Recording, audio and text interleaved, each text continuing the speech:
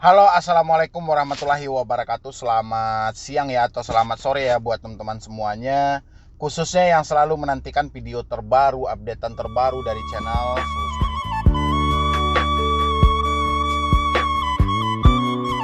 Ya buat teman-teman semuanya yang selalu mensupport, selalu menantikan video terbaru atau updatean terbaru dari channel Solusi Hutang. Saya ucapkan ribuan terima kasih buat Anda semuanya karena berkat dari supportan Anda semuanya sehingga channel ini masih berkembang sampai detik ini, sampai hari ini. Channel ini terus berkembang dan terus berkembang, itu berkat dari support Anda semuanya. Oke, jadi seperti judul video kita hari ini, kalau semua pinjol berizin seperti ini, Indonesia bisa hancur. Ya. Kenapa? Karena kita perhatikan baik dari cara mereka memberikan pinjaman, cara mereka meng-ACC pinjaman, cara mereka untuk mengambil sebuah persyaratan dari pinjaman itu, cara mereka membobol handphone kita, cara mereka menagih, ini hancur banget dan ini yang mau kita bahas hari ini. Jadi bagi teman-teman semuanya yang belum support channel ini, silahkan disupport dulu. Semoga channel ini makin berkembang lagi, saya makin semangat lagi memberikan solusi dan motivasi buat Anda semuanya. Ya. Dan satu hal lagi saya ingatkan, nanti malam jangan lupa live di YouTube sekitaran jam 20.45. Nanti kita berbincang bersama, kita berdiskusi bersama tentang pinjaman online, hutang piutang dan hal lainnya yang pantas untuk kita bahas. Nanti jangan lupa ditungguin juga ya. Silakan.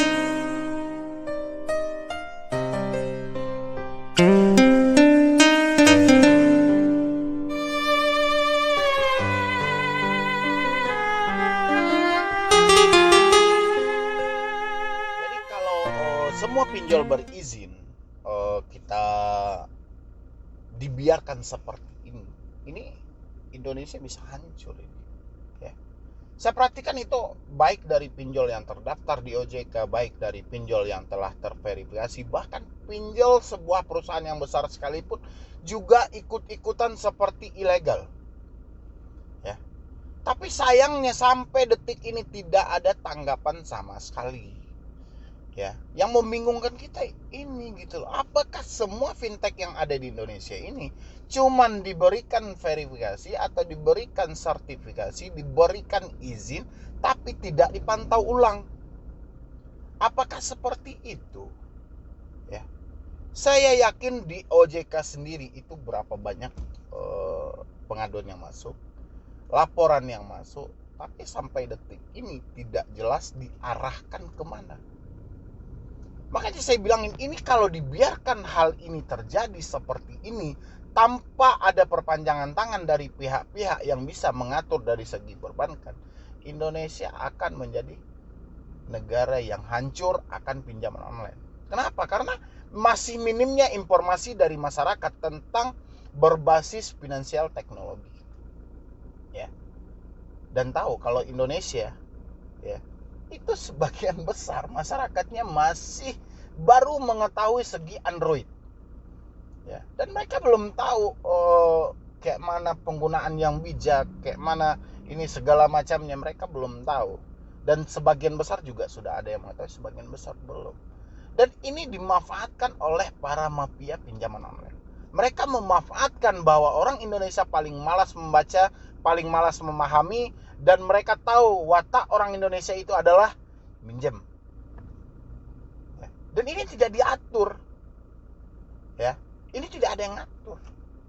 Ada yang memberi izin, ada yang menerapkan hal begini, tapi ini tidak dipertegaskan kembali. Sehingga apa? Sehingga rakyat yang merasakan. Jadi mereka yang berada di bawah merintis, menangis, ketakutan, depresi, stres semuanya, dan tidak tahu lagi mengarah kemana. Ya. Jadi ini harus dibiarkan seperti ini atau kayak mana? Atau bolehkah mereka yang berada di bawah mengambil inisiatif mereka sendiri, mengambil keputusan mereka sendiri karena mereka sudah tidak tahu lagi mengarah kemana? Ini loh yang jadi pertanyaan. Jadi cara OJK untuk mempertegas dari pinjaman online, khususnya yang fintech, ya, apalagi yang sudah terdaftar, yang sudah legal, ini kayak mana? Salah satunya Home Credit, Amar Bank, Kredivo, Akulaku, Rupiah Cepat, Ada Kami, Uangmi, dan banyak laginya. Hampir semua dari mereka mengintimidasi, menekan. Dan yang jadi pertanyaan saya, apakah ini diizinkan oleh OJK? Ya, kalau kita tanya mungkin jawabannya tidak ya. Apakah OJK tidak mengetahui bahwa hal seperti ini telah terjadi di tengah masyarakat, di bawah khususnya bagi debitur yang gagal bayar? Ya. Kalau OJK bilang tidak tahu, berarti OJK tidak mengecek link pengaduan mereka. Karena saya yakin jutaan orang mengadu sama OJK tentang laknatnya pinjaman online. Bukan yang ilegal, tapi yang legal, yang telah resmi. Ya. Dan apakah mereka untuk mengadukan pinjol yang legal, mereka harus mengisi dulu pemulir yang mereka sendiri tidak paham akan pemulir itu? Jadi kalau memang ia seperti itu, untuk apa web atau link pengaduan yang diberikan oleh OJK dan nomor yang diberikan oleh OJK untuk pengaduan itu buat apa kalau memang harus kita mengisi dulu kertas pendaftaran dan kertas panduan untuk pengaduan? Makanya di sini yang membingungkan. Ya. Dan bagaimana kalau semua debitur mengambil inisiatif pribadi, mengambil inisiatif sendiri?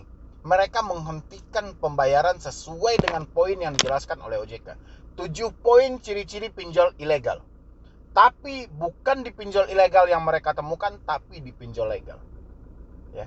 Apakah ada bapak atau ibu yang bekerja di OJK membolehkan hal ini terjadi dan mereka para debitur yang telat bayar atau gagal bayar mengambil inisiatif sendiri karena mereka mengetahui ciri-ciri pinjol ilegal yang disampaikan oleh OJK ditemukan di pinjol legal.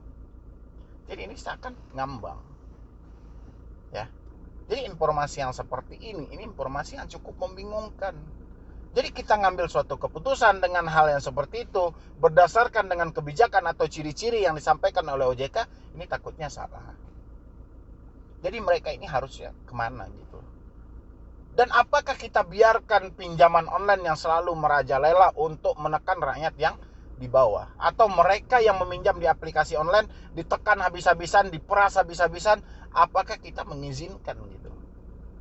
Ya, inilah yang kita tidak mengetahui dari otoritas jasa keuangan. Seperti apa sih mereka menanggapi, mereka mengatasi pinjaman online legal, bukan ilegal, legal. Yang mana? Kalau yang ilegal mereka telah sampaikan, kalau ditemukan pinjol yang ilegal tidak terdaftar di OJK, OJK tidak akan menanggapi, AFPI tidak akan menanggapi. Yang menanggapi adalah tim Satgas Waspada Investasi dan pihak kepolisian. Ya, mungkin sudah banyak dari teman-teman semuanya yang mencoba mengadu mungkin ke kepolisian, mungkin jawabannya seperti apa gitu loh. Dan begitu juga teman-teman telah mengadu ke OJK, jawabannya juga seperti apa. Dan saya pengen dengar dulu bagi teman-teman semuanya yang terjebak di pinjol legal dan telah mencoba melaporkan ke otoritas jasa keuangan, tolong diisi di kolom komentar seperti apa jawaban dari otoritas jasa keuangan.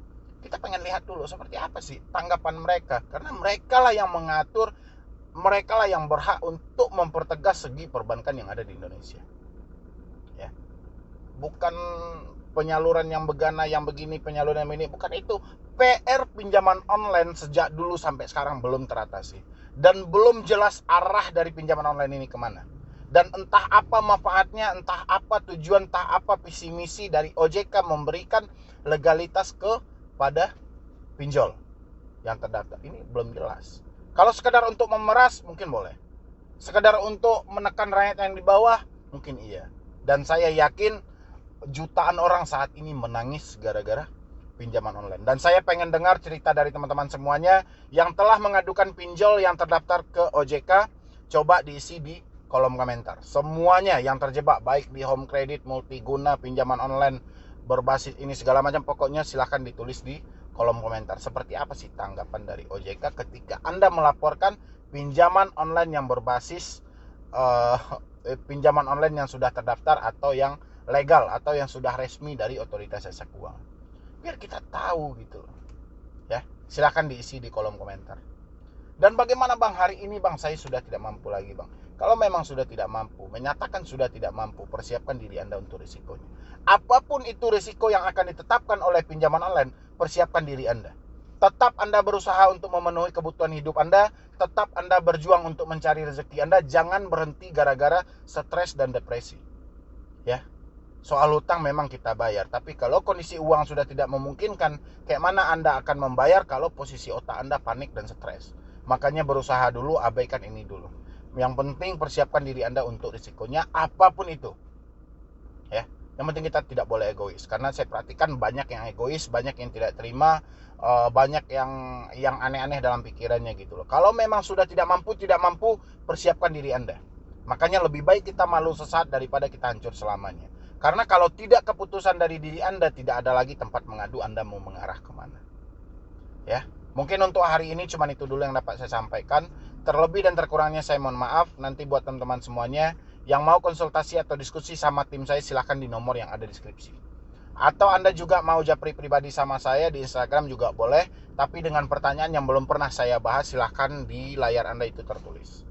Ya, jadi sekian dulu dari saya, Medi Broni. Wassalam.